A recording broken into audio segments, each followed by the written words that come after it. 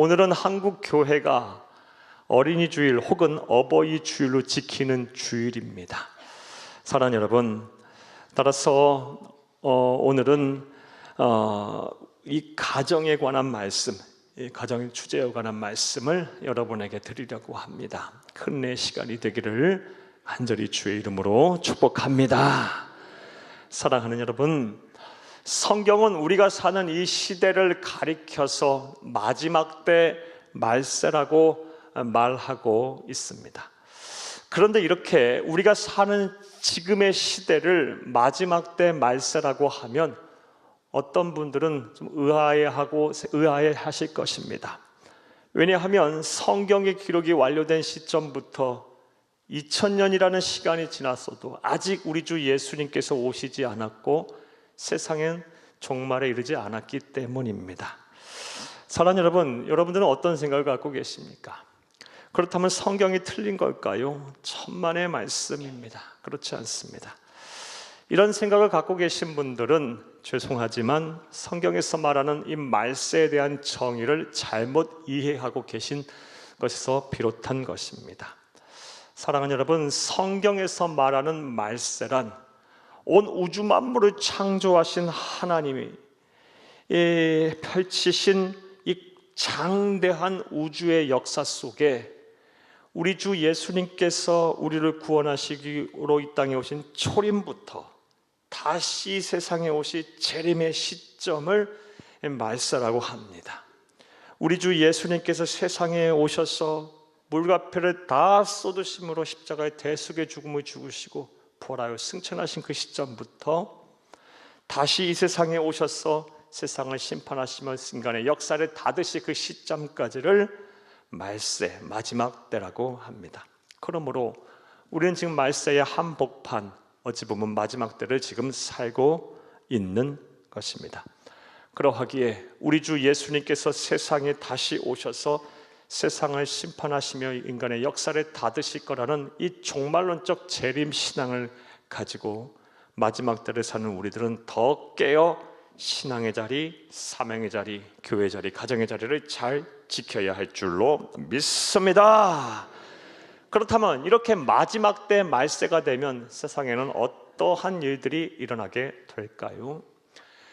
이 질문에 대해서 참 여러 가지 말씀을 드릴 수 있겠지만 오늘 설교의 주제와 관련해서 우리 주 예수님께서 하신 말씀을 하나 보겠습니다. 마태복음 24장 12절을 함께 보겠습니다. 불법이 성함으로 많은 사람의 사랑이 식어지리라. 아멘. 마지막 때 말세가 되면 불법이 성함으로 많은 사람의 사랑이 식어질 것이다. 사랑이 식은 세상을 살게 될 거다라는 말씀을 우리에게 주셨습니다. 사랑하는 여러분, 사랑이 식은 세상을 한번 생각을 해보시기 바랍니다. 여러분, 사랑이 식은 세상 어떤 느낌이 듭니까? 서로 자신의 욕심만을 위하여, 욕망을 추구하는 것을 위하여 남의 눈에 피눈물이 나든 말든 상관없이 남의 것을 빼앗고 또 뺏기 위해 공격하고 물어뜯고 막 시기 질투 미워하고 다툼하고 전쟁과 분쟁과 갈등이 막 가득한 세상, 이게 바로 사랑이 식은 세상입니다. 생각만 해도 적막하고 살벌합니다. 그 누구도 이 사랑이 식은 세상에서 살고 싶지 않을 것입니다.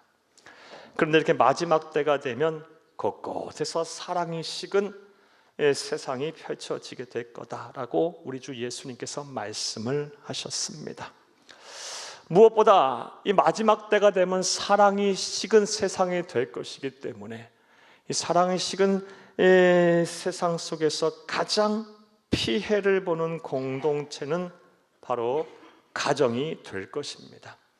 왜냐하면 이 가정은 사랑이라는 토양 아래 뿌리를 내리고 있는 공동체이기 때문입니다.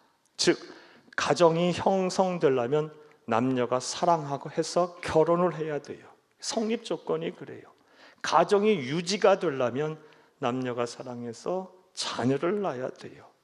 가정이 가정다운 제9시를 기능을 제대로 발휘하려면 부모는 자녀를, 자녀는 부모를 사랑해야 합니다. 가정은 사랑이라는 기반 하에 형성이 되고 유지가 되고 기능을 발휘하는 거예요. 그러하기에 마지막 때가 돼서 이 사랑이 식게 되면 제일 큰 피해를 보고 붕괴되고 빠르게 붕괴되는 공동체는 바로 사랑을 기반으로 하는 가정입니다. 실제로 마지막 때를 사는 지금 우리는 세계 곳곳에서 우리 주변에서 가정이 붕괴되는 그런 모습들을 실제로 체험을 하고 있습니다. 눈에 보고 있어요. 굳이 통계 지표를 들이대지 않아도 사랑하는 여러분, 과거에 비해 별거와 이혼율이 막 급증하고 있고요. 가정을 형성하는 이 결혼을 신성시하지 않은 사람들이 많아요.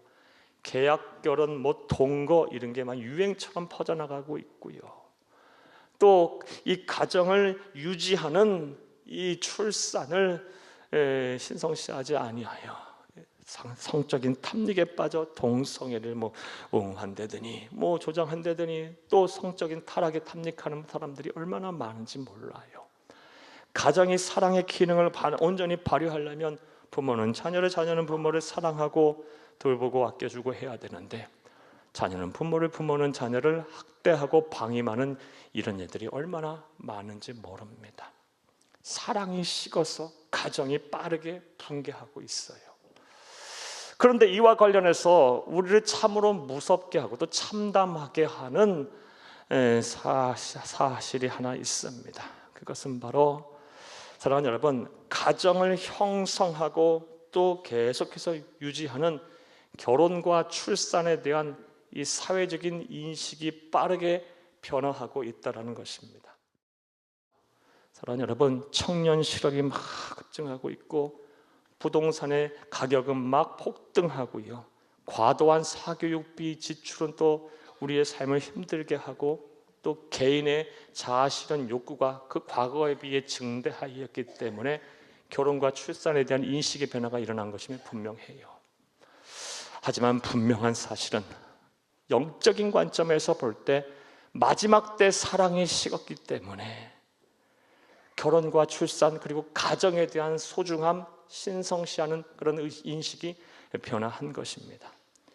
예전보다 더 경쟁하고 싶고 더 가지고 싶고 더 빼앗고 싶고 더 소유하고 싶고 더 내가 하고 싶고 그러하기에 사랑하는 여러분, 가정이 빠르게 붕괴하고 결혼과 출산에 대한 사회적 인식이 변화하는 것입니다. 이러한 때 우리 그리스도인들은 어떻게 살아야 합니까? 무엇을 하고 살아야 합니까? 우리의 가정을 어떻게 해야 합니까? 사랑하는 여러분, 세상 풍파, 세상 풍조에 휩쓸리지 말고 하나님께서 우리에게 선물하신 평화와 안식과 사명의 안식처소인 가정을 우리는 마지막 때 끝까지 잘 지켜야 할 줄로 믿습니다. 이게 그리스도인의 사명이에요. 사랑하는 여러분, 아주 중요한 주의 일이에요. 저와 여러분이 감당해야 될, 끝까지 지켜내야 할, 완수해야 할 중요한 사명입니다. 자, 그렇다면 마지막 때 사랑의 식은 이때에 가정이 급속도로 붕괴되는 이 시점에 우리 그리스도인들이 가정을 지키기 위해서 우리는 무엇을 해야 할까요? 이 질문에 대한 답을 오늘 본문에서 찾기 앞서서 먼저 본문의 배경 설명부터 좀 해드리겠습니다. 본문 말씀이 포함된 베드로전서, 베드로후서는 사랑하는 여러분, 예수님의 12제자 중에 수제자라고 할 수 있는 베드로가 초대교회에 주후 약 60여경에 써서 보낸 편지입니다. 이 베드로전서와 후서를 베드로가 초대교회에 써서 회람토록 한 목적에 대해서 말씀을 드리면 당시 초대교회는 환난과 핍박 속에 있었어요. 예수를 믿는다는 이유로 로마 제국과 유대 율법주의자들에 의해서 말로 표현할 수 없는 박해를 받고 있었어요. 예수를 믿게 되면요, 직장과 사업장에서 쫓겨나고 재산이 몰수되고 목숨이 부지하기가 쉽지 않은 상황 속에 있었어요. 그러한 때 초대교회의 영적인 수장인 베드로는 그들을 말씀으로 위로하고 격려할 필요가 있었습니다. 그래서 성령의 감화 감동의 이끄심에 따라 베드로 전서와 후서를 기록하여 초대교회 성도들에게 보여주며 회람토록 한 것입니다. 그 핵심 내용에 대해서도 말씀드리겠습니다. 베드로전서, 베드로후서 핵심 내용이 무엇이냐? 우리 주 예수 그리스도께서 곧 세상에 오셔서 불의한 자를 반드시 심판하신다는 것입니다. 따라서 그날이 올 때까지 성도들은 환난과 핍박 속에서도 믿음을 지키라는 것입니다. 믿음을 굳건하게 지키라는 것입니다. 종말론적 재림 신앙을 가지고 반드시 믿음을 지키게 되면 하나님께서는 지금 당하는 고난과는 비교할 수 없는 영광을 얻게 하신다는 것이에요. 이것이 바로 베드로전서와 후서의 핵심이에요. 사랑하는 여러분, 우리도 이러한 사도 베드로의 통한 권면의 말씀을 귀담아 들어야 돼요. 세상을 살다 보면요, 믿음을 지키며 세상 사는 것이 참 고단합니다. 여러분 어떠십니까? 믿음을 지키며 하나님의 자녀답게 세상 사람들, 불신자들과 부대껴 사는 것이 참 만만치가 않습니다. 하지만 사랑하는 여러분, 우리 주 예수님께서 살아계신 그 예수님께서 반드시 다시 오셔서 우리가 행한 대로 반드시 심판하실 것입니다. 그리고 우리를 천국으로 인도하여 주실 것이고, 우리 주 예수님 재림하실 때 우리 주님과 더불어 세세토록 왕노릇하게 하실 것입니다. 이 세상 사는 동안 하나님께서 우리를 구원해 주시고 우리의 문제를 해결해 주시기도 하시겠지만, 설령 그리하지 않는다 할지라도 잠시 왔다 잠시 갈 세상, 이후 사후의 천국에서 우리의 눈에서 눈물을 닦아 주실 것이고 우리의 마음을 시원케 하실 것입니다. 영원토록 지키시고 보호하시면서 영생복락을 누리게 하실 것입니다. 이것을 온전히 믿는 저와 여러분 되기를 간절히 주의 이름으로 축복합니다. 자, 이제 이러한 내용 이해를 전제로, 바탕으로 오늘 우리가 해결해야 될 이 귀한 질문에 대한 답을 얻어보겠습니다. 마지막 때 말세가 되면 사랑이 식어 사랑을 기반으로 한 가정이 급속도로 붕괴할 텐데, 우리 그리스도인들은 가정을 지키기 위해서 무엇을 해야 할까요? 사도 베드로는 우리에게 어떠한 권면을 하고 있을까요? 이제부터 따라 하시겠습니다. 첫째로, 근신해야 합니다. 한 번 더 따라 하시겠습니다. 첫째로, 근신해야 합니다. 오늘 보면 7절을 함께 읽겠습니다. 만물의 마지막이 가까웠으니 그러므로 너희는 정신을 차리고 근신하여 기도하라. 아멘. 만물의 마지막이 가까웠으니, 마지막 때를 살고 있는 너희들이요, 말세를 살고 있는 성도들이요, 마지막 때 말세가 되면 사랑이 식어 급속도로 가정이 붕괴될 터이오니 너희는 정신을 차리고 근신하라. 그래서 가정을 지켜라 라고 우리에게 권면을 하고 있는 것입니다. 따라서 저와 여러분은 정신 바짝 차리고 말씀하신 대로 근신하여 우리의 가정을 반드시 지켜야 할 줄로 믿습니다. 자, 그렇다면 정신 차리라는 말은 알겠는데 근신하라는 말의 의미는 무엇일까요? 먼저 근신하라의 사전적인 정의는 말과 행동을 삼가 조심하라라는 것입니다. 사랑하는 여러분, 우리가 우리의 가정을 온전히 지키려면, 가정의 평화와 행복을 지키려면 말과 행동을 삼가 조심해야 합니다. 남편은 아내에게, 아내는 남편에게, 부모는 자식에게, 자식은 부모에게 말과 행동을 삼가 조심해야 합니다. 지켜야 할 선을 넘어서면 안 되는 겁니다. 반드시 윤리 도덕적으로 또 인륜적인 면에서 지켜야 할 선을 지켜야, 사랑하는 여러분, 가정의 평화를 지킬 수 있는 것이고 행복을 지킬 수 있는 것입니다. 내 기분 내키는 대로, 또 내 마음대로, 내 성격대로, 살아온 대로 함부로 말하고 행동하면 큰일 납니다. 가정 깨집니다. 파괴돼요. 붕괴돼요. 사탄마귀 가만히 안 놔둬요. 사랑이 식은 이때에 더 집요하게 집중하고 공격하여 여러분의 가정을 무너뜨릴 거예요. 사랑하는 여러분, 정신 바짝 차리고 근신하라는 말씀처럼 우리는 가족 구성원 간의 말과 행동을 삼가 조심하여 우리의 가정을 온전히 지켜야 할 줄로 믿습니다. 자, 그런데 오늘 본문 말씀에 근신하다라는 라고 번역된 헬라 원어는 네포라는 단어이고요. 이 네포라는 단어 의미를 우리가 자세히 검토해 보면 사전적인 의미를 넘어서는 더 깊은 심한 의미가 있음을 알 수가 있습니다. 자, 그렇다면 근신하라는 말은 어떻게 하라는 걸까요? 원어적인 의미에서는 어떤 의미가 있을까요? 네포의 정확한 의미는요, 작은 것을 탐하기 위해서 큰 일을 그르치지 않기 위해 절제하라라는 말이에요. 한마디로 소탐대시라는 우를 범하지 말라라는 거예요. 작은 것을 탐하려다 큰 것을 잃어버리는 그런 어리석은 짓 하지 말고 절제하라, 절제하라. 이게 바로 근신하라, 네포예요, 네포. 그런데 오늘날 많은 사람들이 작은 것을 탐하려다 큰 것을 잃어버리는 우를 범하고 종종 범해요. 예를 들면요, 이 자신의 성적인 욕망을 어떻게 좀 채워보고자, 사랑하는 여러분, 외도하고 이 배우자에 대한 신의를 저버리는 행동을 해서 성적인 욕망, 욕구보다는 비교할 수도 없는 가정의 평화와 행복을 깨는 그런 어리석은 행동을 하시는 분들이 많습니다. 후회해도 안 되는 거예요, 여러분. 작은 것을 탐하려다 큰 것을 그르치는, 가정을 깨는 일이 없기를 바랍니다. 사랑하는 여러분, 정신 바짝 차리고 근신하라고 말씀하고 계세요. 또 어떤 분들은요, 자신의 개인적인 유희, 취미, 오락, 게임 중독, 알코올 중독, 취미 생활한다고 가정을 등한시하고 가정의 행복을 깨는 그런 어리석은 행동을 하시는 분들도 많아요. 소탐대시라는 거예요, 이것도요.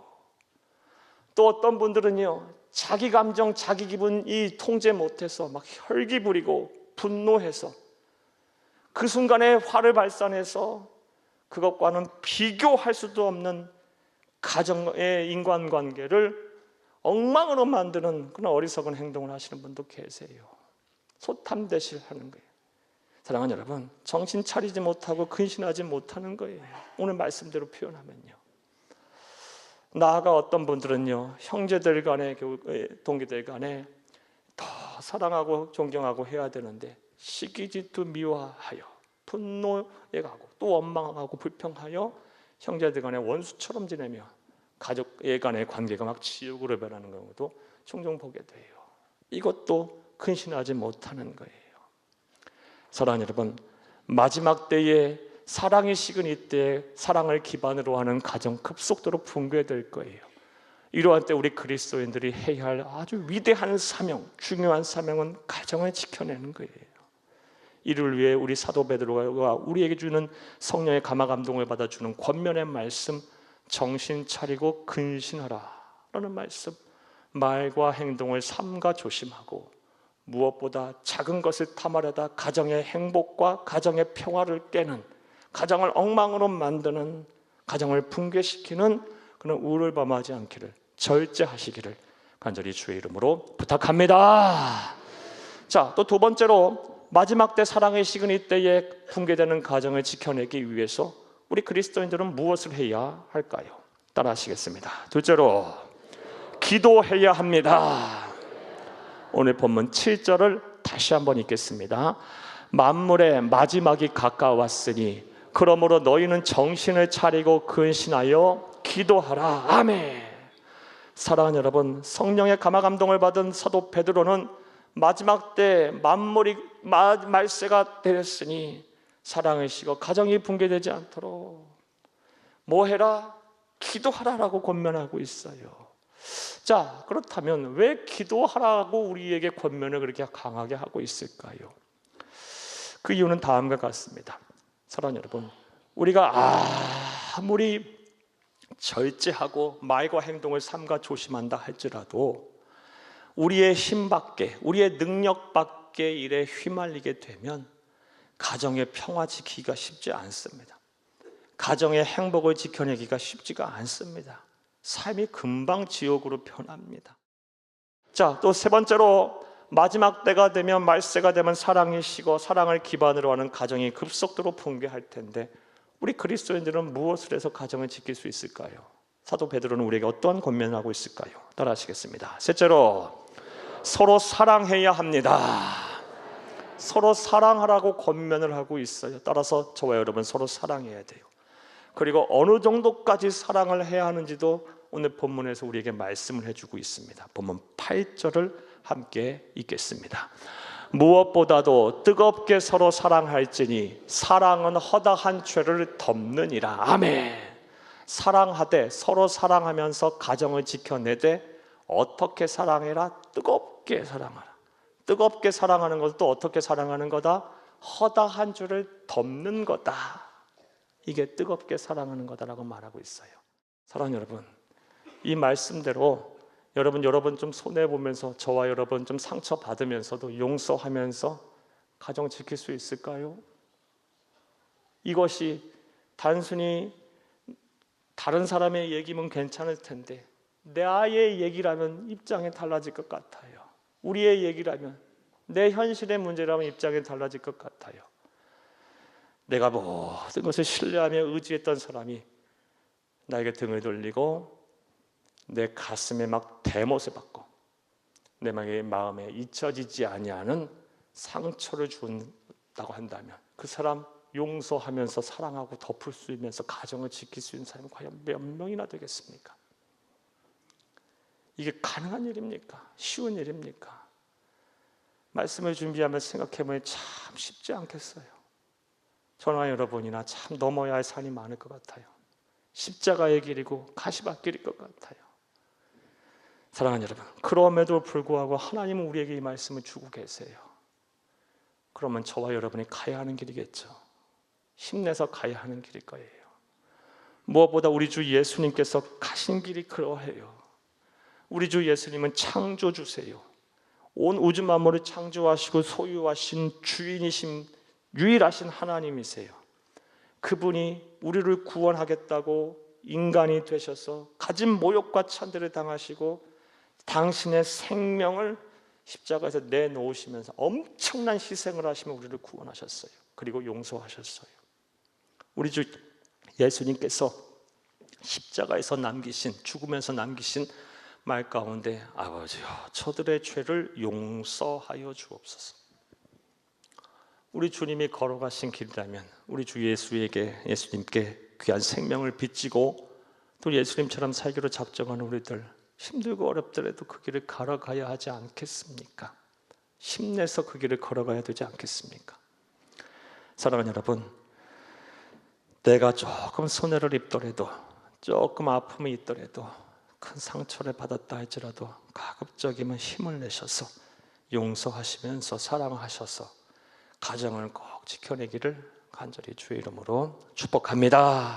축복합니다. 축복합니다. 말씀 맺겠습니다. 사랑하는 여러분, 우리는 지금 마지막 때를 살고 있습니다. 성경에서의 마지막 때, 말세란 온 우주의 장대한 역사 속에 우리 주님 초림 때부터 재림 때까지를 말해요. 그리고 이미 초림하셨고 다시 오실 예수님 곧 오실 거예요. 지금 마지막 때를 살고 있어요. 마지막 때의 특징은 사랑이 식는다는 것이고, 사랑이 식는 세상 속에선 반드시 뭐부터 붕괴되냐? 사랑을 기반으로 하는 공동체인 가정이 붕괴되게 돼 있어요. 실제 우리는 그것을 보고 있어요. 사랑하는 여러분, 가정은 하나님께서 창조하신 완벽한 공동체로서 우리의 평화와 쉼과 또 안식과 우리의 사명을 감당하기 위한 처소예요. 이 가정 반드시 지켜야 합니다. 이게 저와 여러분의 사명이에요. 사명이라고요. 사명이에요. 이게 신앙생활 잘하는 거예요. 가정을 막 등한시하고 희생하면서 무슨 하나님을 섬긴다 그래요. 이건 성경적이지 않아요. 가정을 잘 지켜야 합니다. 남편으로서, 아내로서, 부모로서, 자녀로서 가정의 자리 잘 지키셔야 합니다. 저와 여러분 그래야 합니다. 이를 위해서 오늘 우리에게 주신 권면의 말씀을 마음에 새기고 잘 준행해야 할 것입니다. 근신하라. 말과 행동을 삼가 조심하라. 그리고 작은 것을 탐하려 큰 것을 잃는 가정의 행복과 가정의 평화를 깨는 소탐 대실에 우를 범하지 말라. 절제하라 라고 말씀하고 계세요. 그리고 하나님의 나라 가는 그날까지 내 능력밖에 일어나지 않도록 기도 쉬는 죄를 범치 말라. 기도해라.